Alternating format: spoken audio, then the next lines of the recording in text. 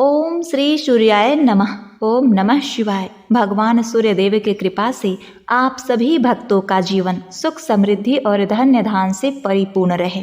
प्रिय भक्तों, आज रविवार के दिन आप श्रवण करेंगे रविवार व्रत की प्राचीन कथा। एक राजा था, उसके पास सिपाही, घोड़े, दास दासियां, धन दौलत सब कुछ था, सिर्फ उन्हें संतान नहीं थी। इसी कारण राजा और रानी बहुत ही दुखी रहा करते थे। संतान प्राप्ति के लिए उन्होंने हर तरह का दान, धर्म, धार्मिक अनुष्ठान, जप, मंत्र, व्रत, पूजा पाठ सब कुछ किया, लेकिन इसका कोई लाभ नहीं हुआ। जब राजा रानी दोनों ही बुढ़ापे की ओर बढ़ने लगे तो क्या होता है कि दोनों गहन सोच में पड़ गए कि अब इतने बड़े राज्य का क्या होगा, कौन बनेगा इस राज्य का वारिस, कौन प्रजा की जिम्मेदारियों को उठाएगा। राजा रानी दिन रात इसी चिंता में घुलने लगे। उन्हें खाने पीने की कोई भी सुध नहीं रहती थी। एक दिन सुबह राजा के दरबार में एक साधु आता है तो दासी रानी को यह सब बताती है। तब रानी दासी से कहती है, हे दासी, यह मेरा अंतिम दान धर्म है, इसके बाद मैं अपने हाथों से कोई दान धर्म नहीं करूंगी। रानी चावल से भरा हुआ सोने का कटोरा हाथ में लिए बाहर आई और साधु की झोली में भिक्षा डालने आगे बढ़ती है तो उसके चेहरे पर छाई उदासी साधु की दृष्टि में आ गई। वह उनसे पूछता है, हे रानी, क्या हुआ, आप इतना उदास क्यों हैं? तब रानी साधु को सारी बात बताती है और बिलख बिलख कर रोने लगती है। रानी को यूं रोता हुआ देखकर साधु कुछ गंभीर हो जाता है और कहता है, हे रानी, आप चिंता मत करिए, आपकी संतान की इच्छा अवश्य ही पूर्ण होगी। आपकी कोख से एक पुत्र जन्म लेगा, किंतु मात्र वह 16 साल तक ही आप लोगों को मिलेगा। इसके आगे वह इस मृत्यु लोक में नहीं रह पाएगा। इससे बढ़कर आपको कुछ देना मेरे लिए संभव नहीं है। अपनी बात पूरी करते हुए उसने अपनी झोली में हाथ डाला, थोड़ी सी भभूत निकाल कर रानी को दी और कहा, आप और महाराज दोनों इसे बांटकर ग्रहण करना, तुम्हें जल्द ही बहुत ही सुंदर पुत्र प्राप्त होगा। इतना कहकर साधु अपनी राह चला गया। उसी रात राजा अपना दरबार खत्म करके रानी के पास महल में आए तो रानी ने राजा को सारी सच्चाई बताई और साधु की दी हुई भभूत राजा को दिखाई और बोली, साधु महाराज ने यह भभूत हम दोनों को ग्रहण करने के लिए कहा है। तो महाराज बोले कि हे महारानी, इतना दान धर्म किया, जब तब उपवास किया, लेकिन इसका कोई फल नहीं मिला। क्या अब इस भरोसे हमें संतान प्राप्त होगी? तो रानी बोली, जब इतना सब कुछ किया तो अब यह भी कर लेते हैं। हे महाराज, साधु के क्रोध को क्यों बुलावा दें? प्रिय भक्तों, राजा को अब किसी पर विश्वास नहीं था, पर रानी को दुख ना पहुँचे इसलिए वह राजी हो गया। उसने साधु महाराज का नाम स्मरण करके वह भभूत बांटकर दोनों ने खा ली। इसके बाद दोनों निश्चिंत होकर सो जाते हैं। कुछ दिन गुजर जाते हैं और साधु द्वारा कहे अनुसार रानी गर्भवती हो जाती हैं। उस पर राजा रानी दोनों की खुशी का ठिकाना न रहा। राजा रानी से बोला, हे महारानी, सचमुच साधु महाराज की कृपा हो गई। प्रिय भक्तों, 9 महीने 9 दिन और 9 घंटे पूरे होने पर रानी ने एक अत्यंत ही सुंदर गोरे चिट्टे पुत्र को जन्म दिया। राजा ने बड़ी धूमधाम से पुत्र का नामकरण संस्कार किया। सारे राज्य में 8 दिन तक उत्सव मनाया गया। राजा को इस बात का पता था कि हमारा पुत्र सिर्फ 16 साल तक ही हमारे पास रहेगा। प्रिय भक्तों, उसके बाद राजा और रानी बड़े ही प्रेम से बेटे की परवरिश करने लगे। उसकी हर ख्वाहिश पूरी करते कि थोड़े समय के लिए ही भगवान ने संतान की अपनी मुराद पूरी कर दी। राजपुत्र दिन प्रतिदिन बड़ा होता गया। जब वह 8 साल का हो जाता है तो राजा एक अच्छे गुरु की नियुक्ति करके अस्त्र शस्त्र की विद्या, घुड़सवारी इत्यादि सब शिक्षाएं उसे प्रदान कराते हैं। अब वह सभी विद्याओं में पारंगत हो चुका था और इस प्रकार वह 12 साल की उम्र का हो गया। तब एक अच्छी सी राजकन्या को खोजकर उसका विवाह कर दिया गया। इसी प्रकार राजा रानी और उसके पुत्र का जीवन सुखपूर्वक बीत रहा था। लेकिन जब राजपुत्र तो एक दिन उसने अपने पिता से कहा, पिताजी, मैं अपना राज घूम कर देखना चाहता हूँ। आज तक मैंने सिर्फ इस रजवाड़े के अतिरिक्त कुछ नहीं देखा। बेटे की बात सुनकर राजा चिंतित हो जाता है, क्योंकि पुत्र का 16वां साल शुरू हुआ था। अब कोई अनहोनी होने का वक्त नजदीक आ गया था। लेकिन राजा यह सब बातें पुत्र को नहीं बता सकता था। वह क्या करता? चेहरे पर झूठी मुस्कान लेकर बेटे से कहता है, हे पुत्र, जरूर तुम्हें अपने राज्य के बारे में जानना चाहिए। मेरे बाद तुम ही तो राजा बनोगे, अपना राजपाट संभालोगे। परंतु एक बात का ध्यान रखना कि तुम जहाँ भी जा रहे हो, क्या कर रहे हो, यह बात अपनी पत्नी को मत बताना। पुत्र कहता है, ठीक है पिताजी, आपने जो कहा मैं वैसा ही करूँगा। राजपुत्र दिन भर अपनी पत्नी के साथ मौज मस्ती करता, खुशी पूर्वक रहता और रात को ठीक 12 बजे बिस्तर से उठकर बाहर चला जाता और फिर सूर्य उदय होने से पहले वापस अपने महल में आकर सो जाता। ऐसे बहुत दिनों तक चलता रहा। अब राजपुत्र का 16वां साल खत्म होने में कुछ ही दिन बाकी रह गए थे। इतने में उसकी पत्नी यानी कि छोटी रानी रात में एक दिन जाग जाती है। वह देखती है कि बिस्तर पर राजकुमार नहीं है। वह महल में सब जगह देखती है तो राजपुत्र कहीं नजर नहीं आता। अब वह सोचती है कि वह क्या करेगी, किससे कहे। वह चुपचाप रहती है। फिर भोर होने पर वह देखती है कि उसका पति अपने जगह सोया हुआ है। वह पति से कुछ नहीं पूछती, लेकिन दूसरी रात भी वैसा ही होता है।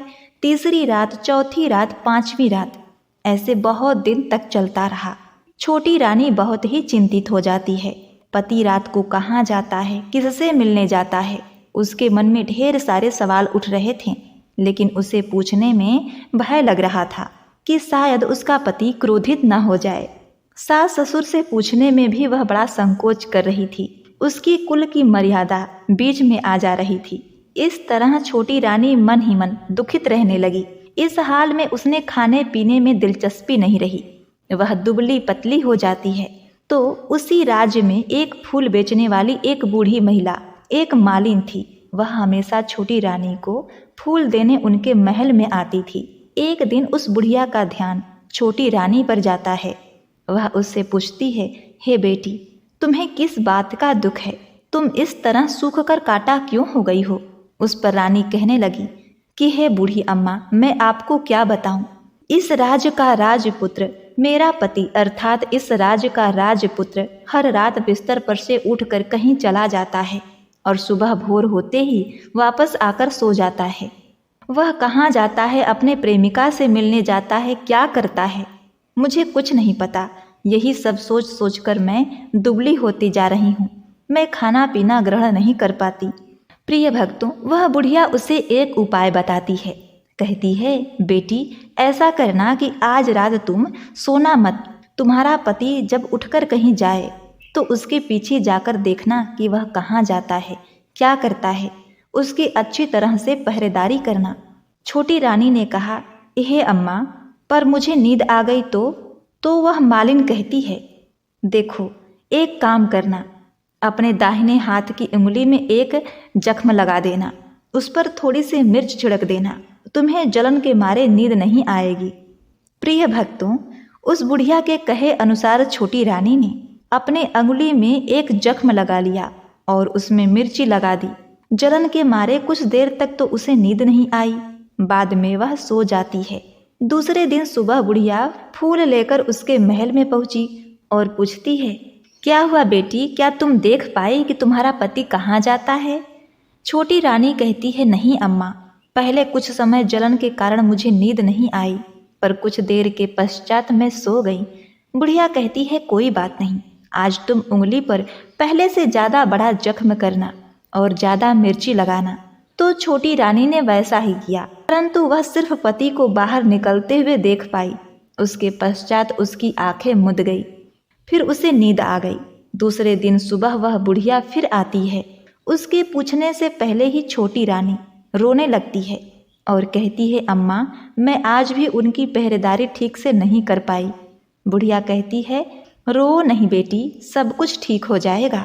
तुम आज रात जख्म और बड़ा करना, उस पर ज़्यादा मिर्च लगाना और एक काम करना, जब वह जाने के लिए निकले तब उसका रास्ता रोक लेना। बुढ़िया ने जैसा बताया छोटी रानी ने वैसा ही किया। आज रात उसे नींद नहीं आई, पति जब रात को महल से निकलने के लिए चलने लगा तो वह बुढ़िया ने जैसा बताया वैसा ही करती है। दौड़कर जाकर पति का रास्ता रोकती है और कहती है, आप कहाँ जा रहे हो? किससे मिलने जा रहे हो? मुझे बताओ।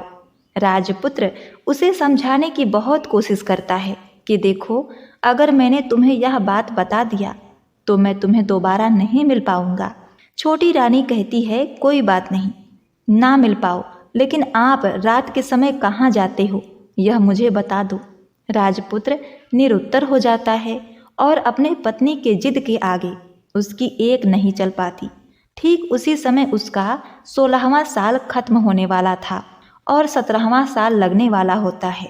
अब वह राजकुमार कुछ सोचता है और कुछ चावल मंत्रों से सिद्ध करके अपनी पत्नी को देकर कहता है, इस चावल को दोनों हाथों में मुट्ठी में पकड़ना। पहले दाएं हाथ में पकड़े चावल मेरे ऊपर फेंकना, मैं कौन हूँ तुम्हें पता चल जाएगा। बाद में बाएं हाथ में पकड़े चावल मेरे ऊपर फेंकना, मैं जैसा था तुम्हें वैसा मिल जाऊंगा। लेकिन यदि तुम बाएं हाथ के चावल मेरे ऊपर फेंकना भूल गई तो मैं तुम्हें कभी नहीं मिल पाऊंगा। छोटी रानी ने कहा, नहीं भूलूंगी। छोटी रानी बड़े ही आत्मविश्वास के साथ यह कहकर दाएं हाथ में पकड़े चावल पति के ऊपर फेंकती है तो राजपुत्र एकदम एक विशाल घोड़ा बन जाता है, एकदम सफेद, लंबी गर्दन और बड़ा ही तेजस्वी। और वह घोड़ा देखते ही देखते तेजी से दौड़ने लगा। छोटी रानी उस घोड़े को एकदम बहुत ही भौचक्की होकर देखती रहती है और पति ने बाएं हाथ के चावल फेंकने की जो बात कही थी वह भूल जाती है। उसकी आंखों के सामने घोड़ा महल से बाहर निकलकर चला जाता है। घोड़ा जब महल से बाहर जाता है तो वापस नहीं आता।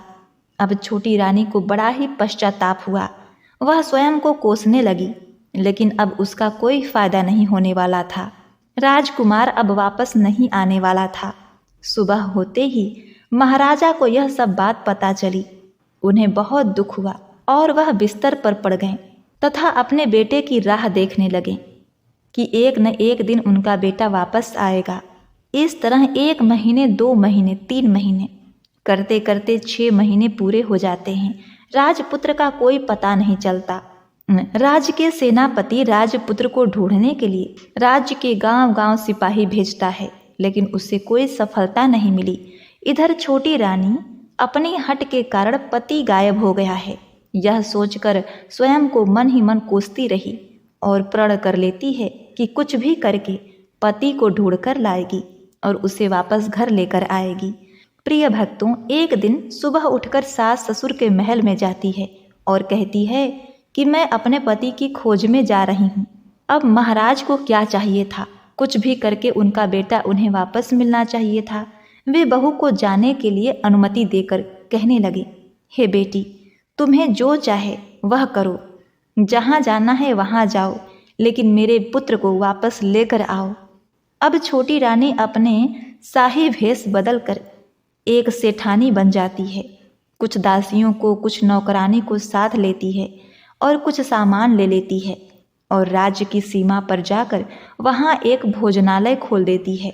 वहाँ आने जाने वाले यात्रियों को भोजन मुफ्त में खिलाती है और मात्र एक शर्त रखती है कि खाने वाले को उसकी देखी हुई कोई अजीब चीज, नई चीज मालकिन को यानी कि राजकन्या को बतानी पड़ेगी, तो वहाँ आने वाले हर नागरिक को मुफ्त में भोजन दिया जाएगा। प्रिय भक्तों, इस तरह छोटी रानी राहगीरों को उनके बताए गए बातों के अनुसार मुफ्त में खाना खिलाती रही, परंतु रानी को जो बात चाहिए थी अब तक वह नहीं मिली थी। ऐसे ही कुछ दिन बीत गए। रानी के महल में फूल लेकर आने वाली बुढ़िया की एक बेटा और बहू थे। उसका एक छोटा सा यानी बुढ़िया का एक पोता था। उस बुढ़िया के बेटा और बहू सुबह काम के लिए निकलते थे और पोते को संभालने की जिम्मेदारी बुढ़िया पर रहती थी। दिन भर पोते को संभालती थी। बुढ़िया को पान खाने की आदत थी, वह पान के बिना नहीं रह पाती थी। ऐसे ही एक दिन बुढ़िया को पान खाने के लिए चूना चाहिए था। वह उसे तैयार करने के लिए सीप लेकर आई। इन सीपियों को भूनने के लिए गोबर के कंडे चाहिए थे। कंडे इकट्ठा करने के लिए वह बांस की टोकरी लेकर चरवाहे के मैदान में गई, जहाँ बहुत सारे कंडे थे। उन्हें जमा करते करते उसे घर आने में अंधेरा हो गया। इस ओर शाम होते ही काम से वापस आकर बेटा और बहू घर पहुंची तो देखा कि बच्चा घर पर अकेला है और बहुत रो रहा है। वो दोनों गुस्से से लाल पीले हो गए और इसी बीच वह मालिन बुढ़िया घर आ पहुंची। बेटे ने पूछा, पोते को घर पर अकेला छोड़कर माँ तुम कहाँ गई थी? बुढ़िया बताने लगी, बेटा मैं गोबर के कंडे इकट्ठा करने गई थी। इस पर बेटा बोला, दोबारा बच्चे को अकेला घर पर छोड़कर यदि कहीं गई तो मैं तुम्हें बहुत पीटूंगा। बुढ़िया कहने लगी, नहीं बेटा, फिर कभी ऐसा नहीं करूंगी। लेकिन दूसरे ही दिन बुढ़िया यह बात भूल गई और चरवाहे के मैदान पर कंडे इकट्ठा करने चली गई। शाम को जब बेटा और बहू काम से वापस लौटे तो देखा कि बच्चा घर पर अकेला है और जोर जोर से रो रहा है। अब उसके बेटे की सहन शक्ति खत्म हो गई और बुढ़िया के घर वापस आने पर उसे घर से निकाल दिया। बुढ़िया रात भर घर से बाहर अंधेरे में बैठी रही और सुबह होते ही हाथ में टोकरी लेकर कंडे इकट्ठा करने के लिए निकल गई। प्रिय भक्तों, उस दिन उस पर कंडे इकट्ठा करने का मानो पागलपन सवार हो गया था। कंडे इकट्ठा करते करते अंधेरा हो गया, उसे मालूम ही नहीं चला। जब उसे ध्यान आया तो गांव का रास्ता भी ठीक ठीक दिखाई नहीं दे रहा था। वह अंधेरे में आंखें फाड़ फाड़ कर देखती और किसी तरह आगे निकलने लगी तो उसने देखा कि एक कपिला गाय छन छन की आवाज करते हुए गले में घंटी बजाते हुए उस मैदान पर आई। उसे देखकर बुढ़िया सोचने लगी कि इस गाय के पीछे पीछे जाऊंगी तो गांव तक पहुंच जाऊंगी। तब बुढ़िया उसके पीछे जाने लगी। वह गाय उस मैदान से लेकर एक एक करके 6 मैदान पार करती है और आखिर में वह 7वें मैदान तक पहुंचती है। तो वहाँ क्या होता है कि उस मैदान में एक बड़ा सा पत्थर था। गाय जाकर उस पत्थर को अपने सींग से मारती है। जब गाय ने सींग मारा तो वह पत्थर दूर हट गया और पाताल में नीचे जाने के लिए सीढ़ियाँ दिखाई देने लगी। तब वह गाय उन सीढ़ियों से नीचे जाने लगी। वह मालिन बुढ़िया यह सब देख रही थी और झट से गाय की पूंछ को पकड़ लिया। प्रिय भक्तों, वह गाय के साथ नीचे पाताल में पहुंच गई और तुरंत ही गाय की पूंछ छोड़ दी और इधर उधर देखने लगी। उसने देखा कि वहां बहुत सारे दीपक जल रहे हैं, तेज रोशनी है। जब उसकी नज़र गाय के ऊपर पड़ती है तो वहां एक अद्भुत घटना घटती है। गाय के गले में अपने आप साकल पड़ गई। छम छम करके कोई दुधाड़ी गाय का दूध दूहने लगा, लेकिन कोई भी वहां नजर नहीं आ रहा था। बुढ़िया बहुत ही घबरा गई कि कहाँ आकर फंस गई। वह सोचने लगी और वहां छिपने के लिए एक जगह ढूंढने लगी, लेकिन उसे कहीं जगह नहीं मिली। हर जगह उजाला ही उजाला था। तो वह एक कोने में खड़ी हो गई और जो कुछ सामने हो रहा था उसे चुपचाप देखने लगी। उसने देखा कि वहाँ एक उम्दा सफ़ेद घोड़ा और 2 कुंड थे। उसमें से एक कुंड में एक घोड़े ने छलांग लगाई और ऊपर आ गया। उस घोड़े को अब राजपुत्र का रूप प्राप्त हो गया। उसने दूसरे कुंड में पानी में स्नान किया और वहाँ रखे नए कपड़े पहने और नज़दीक की एक सुंदर पलंग पर आ गया। उस पर आकर वह बैठ गया। उसके सामने 56 प्रकार के पकवानों से सजी एक थाली आई। दूध की एक प्याली आ गई, 5 सुपारी आ गई। उसके सामने एक दिया जल रहा था। राजपुत्र ने खाना खाया, पानी पिया, 5 सुपारी खाई और बिस्तर पर लेटने से पहले सूर्य भगवान का स्मरण करके सामने जलते हुए दिए से पूछा, हे दीपंकर, मेरे माता पिता क्या कर रहे हैं? दिया बताने लगा, बेटे के शोक में डूबे हैं। उसने कहा कि राज्य कौन संभाल रहा है? तो उसने बोला कि राजमंत्री संभाल रहा है। उसने पूछा कि मेरी पत्नी क्या करती है? तो दिया बोला कि उसने चौराहे पर भोजनालय शुरू किया है और आते जाते लोगों से नई खबर के बारे में पूछती है। दिए के इतना कहते ही राजपुत्र कहने लगा, ठीक है। उसके बाद वह सो गया। बुढ़िया कोने में खड़ी हुई सब कुछ देख रही थी। ऐसी अद्भुत घटना उसने जीवन में पहली बार देखी थी। उसे अंदर ही अंदर बहुत ही कुलबुलाहट होने लगी। वह अपनी भूख प्यास भूल गई कि आगे क्या होगा। इस उत्सुकता से वह देखने लगती है, लेकिन उसके बाद कुछ घटनाएं नहीं घटती। रात गुजर गई और सुबह हो गई। पलंग पर सोया हुआ राजपुत्र उठा और फिर से पहले वाले कुंड में छलांग लगाई तो अब वह फिर से घोड़ा बनकर कुंड से बाहर आ गया। तेजी से उस पाताल नगरी से बाहर निकल गया, लेकिन कहाँ गया बुढ़िया को कुछ नहीं पता चला। इसके बाद पिछली रात की तरह कोई उस गाय को छम छम करके दूध दूहने लगा। जैसे ही दूध दूहना खत्म हुआ, उसके गले की साकर अपने आप खुल गई और वह गाय तेजी से ऊपर जाने लगी, सीढ़ियों की ओर भागने लगी। गाय को दौड़ता देखकर बुढ़िया सोचने लगी कि अब गाय के साथ यहाँ से ऊपर जाना ही समझदारी होगी, नहीं तो कोई मुसीबत आकर उसके ऊपर आ पड़ेगी। झट से उसने गाय की पूंछ पकड़ ली, गाय के साथ ऊपर आ गई। गाय जब मैदान में पहुंची तो उस सुरंग का रास्ता अपने आप बंद हो गया और उसके मुंह पर एक बड़ा सा पत्थर पहले की तरह खड़ा हो गया। ऊपर आकर वह गाय जंगल की ओर निकल गई। इधर वह बुढ़िया एकदम सी बावली हो गई। उसने पाताल नगरी में जो कुछ देखा था वह जल्दी जल्दी किसी को बताने के लिए बड़ी ही उतावली थी। तो उसे एकदम याद आया कि नगर की सीमा पर कोई औरत भोजनालय चला रही है और नई बात बताने वाले को अच्छा अच्छा खाना पीना देती है। वह सोचने लगी, क्यों ना मैं यह बात उस औरत को बताऊं। यदि उसे यह बात पसंद आई तो बाकी जीवन खाने पीने की झंझट से मुक्ति मिल जाएगी। बुढ़िया ने मन में तय किया और तुरंत भोजनालय के द्वार पर पहुंच गई, जहां द्वार पर टंगी नगाड़े के सामने खड़ी हो गई और जोर जोर से नगाड़ा बजाना शुरू कर दिया। नगाड़े का इस तरह शोर सुनकर मालकिन यानी छोटी रानी मन में प्रसन्न हो गई कि शायद कोई नई बात लेकर यहाँ आया है। छोटी रानी सिपाहियों को आदेश देती है कि जाइए और कौन आया है उसकी अच्छे से खातिरदारी कीजिए।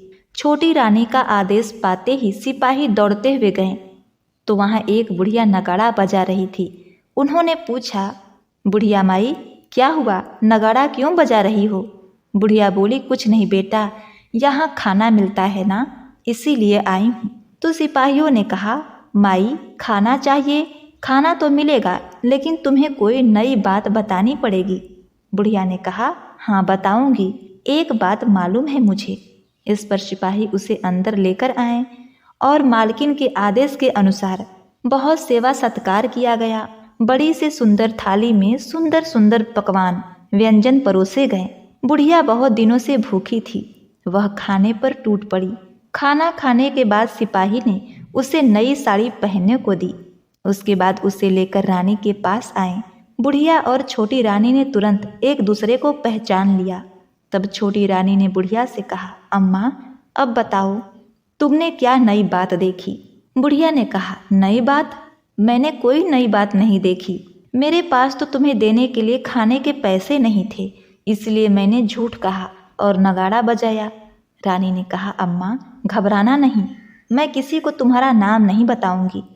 फिर भी बुढ़िया ने कहा, मेरे पास कोई नई बात नहीं है। इस पर रानी ने उससे कहा, देखो अम्मा, तुमने मुझे वह नई बात बताई तो जिंदगी भर तुम्हारी देखभाल मैं करूंगी, तुम्हें राजमाता की तरह रखूंगी।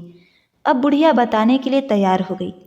उसने जो कुछ भी चारागाह वाले मैदान में देखा था सब कुछ सच सच छोटी रानी को बता दिया। बुढ़िया की बातें सुनकर छोटी रानी को यकीन हो गया कि वह राजपुत्र उसी का पति है। वह तुरंत बुढ़िया से कहने लगी, हे अम्मा मुझे उस जगह पर ले चलो। तब बुढ़िया बोली, नहीं बेटी, वह पाताल लोक है, वहाँ सांप आदि रहते हैं, तुम्हें देख लिया तो तुम्हारी जान खतरे में पड़ सकती है। लेकिन छोटी रानी उसकी एक भी बात नहीं सुनती, उसे उस जगह ले जाने के लिए हट करने लगी। आखिर में बुढ़िया ने उसका कहना मान लिया और कहने लगी, ठीक है मैं तुम्हें वहाँ ले जा सकती हूँ, पर आज नहीं कल वहाँ जाना। दूसरे दिन दोपहर को रानी बुढ़िया के साथ उस मैदान पर गई और एक जगह छुपकर गाय के आने की राह देखने लगी। दिन ढलते ही अंधेरा घिरने लगा और गाय हमेशा की तरह वहाँ मैदान में आ गई और उस कोने में जाकर उसने पत्थर पर सींग मारा तो छत से पत्थर हट गया।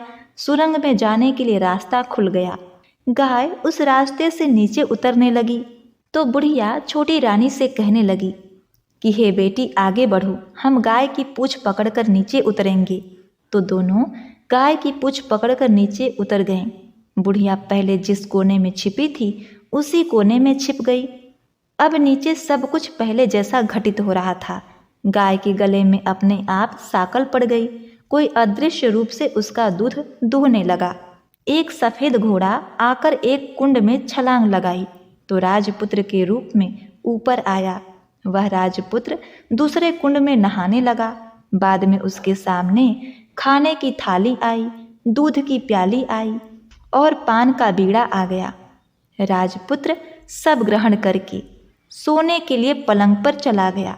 सोने से पहले सूर्यदेव का स्मरण करके वह दिए से पूछने लगा, दीपंकर मेरे माता पिता क्या कर रहे हैं? तो दिया कुछ जवाब नहीं देता बल्कि वह बुझने लगता है। तब राजपुत्र को कुछ घटित हुआ है इसका संदेह हो गया। वह उदास हो गया और जो कुछ हुआ है हो जाने दो, ऐसा सोचकर वह बिस्तर पर लेट गया। अब रानी का संयम टूट गया। वह दौड़कर अपने पति के पास आई। उसके पैर पकड़ने के लिए आगे बढ़ती है। तब राजपुत्र तुरंत ही पत्नी को पहचान गया और झट से पीछे हट गया। चिल्लाने लगा कि नहीं नहीं, मुझे मत छूना, सर्वनाश हो जाएगा। रानी दोनों हाथ जोड़कर पति से अपने भूल को स्वीकार करने लगी कि स्वामी मुझसे भूल हो गई। मुझे आपसे नहीं पूछना चाहिए था कि आप रात को कहाँ जाते हो। मैं अपनी भूल स्वीकार करती हूँ। मुझे मेरी भूल की सजा मिल गई है। अब आप घर चलो। आपके वियोग में आपके माता पिता ने बिस्तर पकड़ लिया है। आपकी प्रजा बहुत दुखी है। इस पर राजपुत्र कहने लगा, वही तो एक बार तुम गलती कर बैठी हो, अब दोबारा मत करना, नहीं तो मैं तुम्हें जो दिख रहा हूँ वह भी नहीं दिखाई दूंगा। रानी अब विलाप करने लगी, जोर जोर से जमीन पर सिर पटकने लगी। राजपुत्र के मन में उसके प्रति दया उत्पन्न हो गई। वह उससे कहने लगा, यदि तुम मुझे पाना चाहती हो तो तुम्हें एक काम करना होगा। काम कठिन है लेकिन वह तुम्हें अकेले ही करना होगा। रानी ने कहा, कहो स्वामी, कितना भी कठिन काम हो मैं पूर्ण करूंगी। इस पर राजपुत्र ने कहा कि इस पाताल से ऊपर जाते ही तुम्हें एक घना जंगल नजर आएगा। ऐसे 6 जंगल पार करने के पश्चात तुम्हें एक 7वां जंगल मिलेगा। वह जंगल सबसे घना है। उस जंगल के बीचों बीच एक पीपल का पेड़ है। उसके आसपास की जगह पत्ते, फंदे, जटाएं आदि से ढक चुकी हैं। वहाँ बाघ, शेर, सांप, भालू बैठे हैं। तुम्हें उन सबको भगाकर वह जगह साफ करनी है। उसको गोबर से लिपाई करके पवित्र बनाना है, रंगोली से सजाना है। उसके बाद वहाँ धूप कपूर जलानी है, फूल और कुमकुम से पेड़ की पूजा करनी है, दूध और दही से बने चावल का भोग लगाना है। यह सब तुम्हें दोपहर को 12 बजे से पहले करना है। 12 बजने के समय तुम्हें उस जगह पर बैठकर सूर्य भगवान का ध्यान करना है। ठीक 12 बजे सूर्य भगवान का रथ वहाँ उतरेगा। वे सब देखकर खुश हो जाएंगे और कहेंगे कि जिस किसी ने भी यह सब किया उसे मैं मन चाहा फल दूंगा। तो तुम सामने जाकर उनके रथ का दाहिना घोड़ा मांगना, मैं तुम्हें मिल जाऊंगा। इतनी बात कहकर राजपुत्र अपने पलंग पर सो गया। छोटी रानी रात भर वहीं रही और सुबह होते ही बुढ़िया के साथ गाय का पूँछ पकड़ के ऊपर आने के बाद बुढ़िया से कहने लगी, अम्मा अब मैं अकेले ही आगे जाऊंगी, तुम भोजनालय वापस जाओ। वह जंगल में जाकर राजपुत्र के कहे अनुसार वह जगह साफ करती है। बाद में राजपुत्र ने जैसा बताया था उसे वैसे लिपाई करके वापस आ गई। दूसरे दिन सुबह होने से पहले उठी और जंगल में उसी जगह पहुंची जहां इत्र गुलाब का पानी छिड़क कर वह जगह सुगंधित की। धूप अगरबत्ती जलाकर उसे पवित्र किया और पूजा की सब सामग्री वहां तैयार रखकर सूर्य भगवान का ध्यान धर के बैठ गई। जैसा कि पति ने बताया था, दोपहर को ठीक 12 बजे सूर्य भगवान का रथ उसी पीपल के पेड़ पर आकर रुका। सूर्य भगवान ने जब रथ के नीचे देखा तो सुगंधित वातावरण देखकर वे बहुत ही प्रसन्न हो गए। फिर वे बोले कि जिस किसी ने यह काम किया मैं उसे मन चाहा वरदान दूंगा। यह सुनकर वह दौड़कर उनके सामने आ गई उनको साष्टांग नमस्कार करके बोली, भगवान वह मैं ही हूँ, मैंने ही इस जगह को साफ किया है।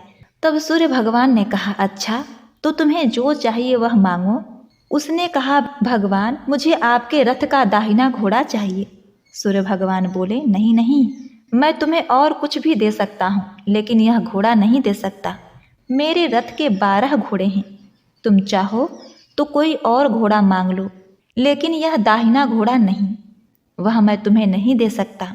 छोटी रानी ने एक नहीं सुनी, वह सूर्यदेव से एक ही बात की रट लगाती रही कि उसे दाहिना घोड़ा दे दीजिए, नहीं तो मैं आपके पैरों में गिरकर अपनी जान दे दूंगी। अब सूर्यदेव धर्म संकट में पड़ गए। उन्होंने वचन दे दिया था, अब अपने वचन से पलट भी नहीं सकते थे। तब सूर्य भगवान ने बोला, मैंने तुम्हें घोड़ा दे दिया, लेकिन घोड़ा तो दे दिया, वह तुम्हें वहाँ नहीं मिलेगा, तुम्हें उसे पाताल लोक में जाकर लाना होगा। रानी बोली, पाताल लोक में ही क्यों भगवान, मैं उन्हें पाने के लिए कहीं भी जा सकती हूँ। रानी को वचन देकर भगवान सूर्यदेव अंतर ध्यान हो गए और अपने मार्ग पर चले गए। इधर रानी जंगल से अपने भोजनालय में गई, फिर बुढ़िया को साथ लेकर उस मैदान में गई और जल्दी ही शाम हो गई। शाम होते ही वहाँ एक गाय आई, उसने सींग मारकर सुरंग का पत्थर हटाया, नीचे उतरने लगी। रानी और बुढ़िया जल्दी जल्दी उसकी पूंछ पकड़कर नीचे उतर गईं। पाताल में सब घटनाएं पहले की तरह ही घटने लगी। घोड़े का एक कुंड में नहाकर राजपुत्र बन जाना, नहा धोकर पलंग पर जाकर बैठना, उसे खाने की थाली, दूध प्याली, पान का बीड़ा आना। लेकिन आज एक नई बात घटी। आज 2-2 थाली, 2-2 दूध की प्याली और 2-2 पान के बीड़े उसके सामने आए। वह कुछ नहीं बोला, अपने हिस्से की थाली खाकर, दूध पीकर, पान का बीड़ा चबाकर वह सोने चला गया और हमेशा की तरह दिए से पूछने लगा, हे प्यारे दिए, दीपंकर, मेरे माता पिता क्या कर रहे हैं? दिए ने बताया कि हे राजपुत्र, वे दोनों तुम्हारे शोक में मरने की स्थिति में पहुंच गए हैं। ऐसा सुनकर उसकी आंखों से झरझर आंसू टपकने लगे। फिर वह पूछने लगा, हे दीपंकर, मेरा राज कैसा चल रहा है? दिए ने कहा, राजपुत्र, तुम्हारा राज प्रधानमंत्री चला रहा है और वह सब कुछ हड़प चुका है। वह प्रजा पर बहुत ही अत्याचार कर रहा है। यह सुनकर राजपुत्र को बड़ा ही क्रोध आया। वह क्रोध से तमतमा गया, अपनी मुट्ठी भींचने लगा। अब उसने दिए से पूछा, दीपंकर, मेरी पत्नी क्या कर रही है? अब दिया कुछ नहीं बोला और चुप रह गया। तब फिर छोटी रानी का संयम जवाब दे गया, दौड़कर पति के गले लग गई और फिर अपने पति राजपुत्र से फूट फूट कर रोने लगी और कहने लगी, हे स्वामी, अब आप हमें वचन दीजिए कि आप फिर से घोड़ा तो नहीं बनेंगे। तो उसने अपने पत्नी को वचन दिया कि हे प्रिय, मैं दोबारा घोड़ा नहीं बनूंगा। तुमने जो इतने सारे कष्ट उठाए, मुझे पाने के लिए सूर्यदेव से तुमने सौदा किया और तुमने मुझे घोड़े के जन्म से मुक्ति दिलाई है। के बाद दोनों पति पत्नी और वह बुढ़िया उस गाय का पूंछ पकड़कर पाताल लोक से सीधे बाहर आए भोजनालय में और वहाँ सब सामान लोगों में बराबर बराबर बांट दिया और फिर उसके बाद अपने राज्य को लौट गए। राजपुत्र वापस आता है और उसके तेवर देखकर जो प्रधानमंत्री होता है घबरा जाता है। राजपुत्र ने उसे बंदी बनाने का आदेश दे दिया और उसे कैद खाने में डलवा दिया और राज्य की बागडोर अपने हाथों में ले ली। इसके बाद वह अपने माता पिता से मिलने के लिए महल में गया। तब राजपुत्र वहां पहुंचकर क्या देखता है कि उसके माता पिता उसके शोक में अस्थि पंजर बने हुए हैं। पुत्र को वापस आया देखकर मरणासन राजा रानी की आंखों से टप टप अश्रु की धाराएं बहने लगती हैं। उन दोनों ने पुत्र को गले लगा लिया, उसे बड़ा ही प्रेम किया। इतना होने के बाद उनकी सेहत में एकदम सुधार आने लगा। अब वे बिस्तर से उठकर बैठ गए, पुत्र को आशीर्वाद देने लगे। राजपुत्र के आने की खबर तुरंत राज्य में फैल गई। प्रजा खुशी के मारे फूली नहीं समाई। प्रजाजन महल के सामने इकट्ठी हो गई। राजपुत्र ने भी उन्हें दर्शन दिए और आज से उन्हें कोई दुख न पहुंचेगा, ऐसा उन्हें वचन दिया। अब राजा ने अपने पुत्र का राजाभिषेक करके उसे सिंहासन पर बैठाया, प्रिय भक्तों, और अपनी बहू को महारानी का दर्जा दिया और स्वयं अपने पत्नी के साथ ईश्वर स्मरण करते हुए खुशी से दिन व्यतीत करने लगे। महाराजा बना राजपुत्र अच्छी तरह से राज चलाने लगा। अपनी पत्नी के साथ सुख शांति से जीवन व्यतीत करने लगा। उस बुढ़िया को रानी ने अपने ही पास रखा और उसकी अच्छी तरह से देखभाल करने लगी।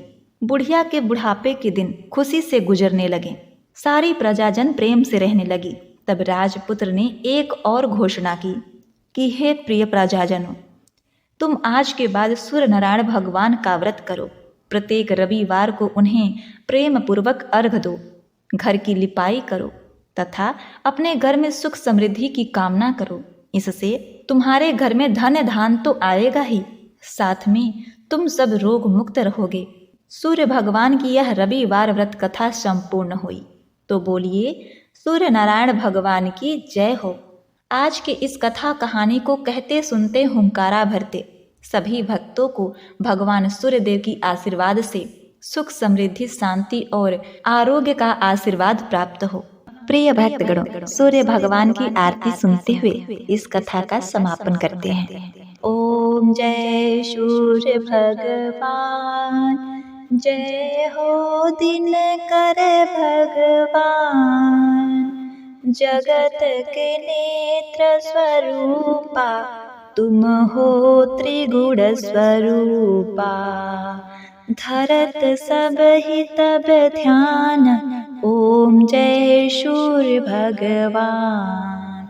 ओम जय सूर्य भगवान। सारथी अरुण है प्रभु तुम, श्वेत कमल धारी। तुम चार भुजाधारी, अश्व है सात तुम्हारे। कोटि किरण पसारे, तुम हो देव महान। ओम जय सूर्य भगवान। ओम जय सूर्य भगवान। जय हो दिनकर भगवान। उषा काल में जब तुम उदयाचल जाते, सब तब दर्शन पाते। फैलाते उजियारा, जागत तब जग सारा। करे सब गुणगान, ओम जय सूर्य भगवान। ओम जय सूर्य भगवान। जय हो दिनकर भगवान। संध्या में भुवनेश्वर अस्ताचल जाते। गोधन तब घर आते, गोधूली बेला में। हर घर आंगन में हो तब महिमा गान। ओम जय सूर्य भगवान। ओम जय सूर्य भगवान। जय हो दिनकर भगवान। देव दनुज नर नारी, ऋषि मुनिवर भजते। आदित्य हृदय जपते, स्रोत ये मंगलकारी। ईश की है रचना न्यारी, दे नव जीवन दान। ओम जय सूर्य भगवान। ओम जय दिनकर भगवान। तुम हो त्रिकाल रचयिता, तुम जगत के आधार। महिमा तब अपरंपार, प्राणों का सिंचित करके। भक्तों को अपने देते, बल बुद्धि और ज्ञान। ओम जय सूर्य भगवान।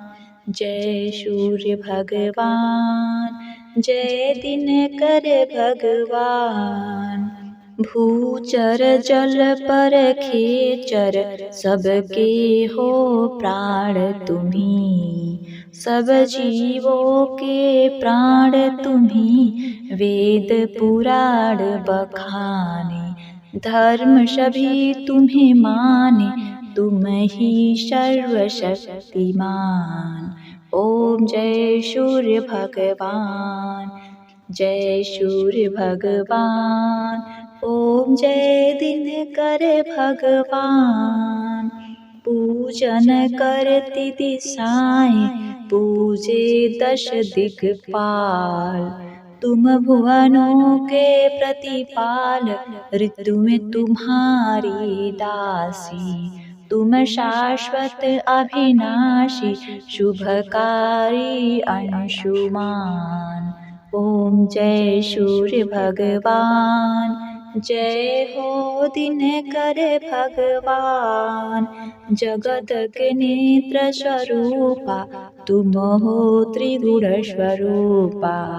धरत सब ही तब ध्यान, ओम जय सूर्य भगवान। जय हो दिनकर भगवान, ओम जय सूर्य भगवान। ओम गंगणाधिपते नमः।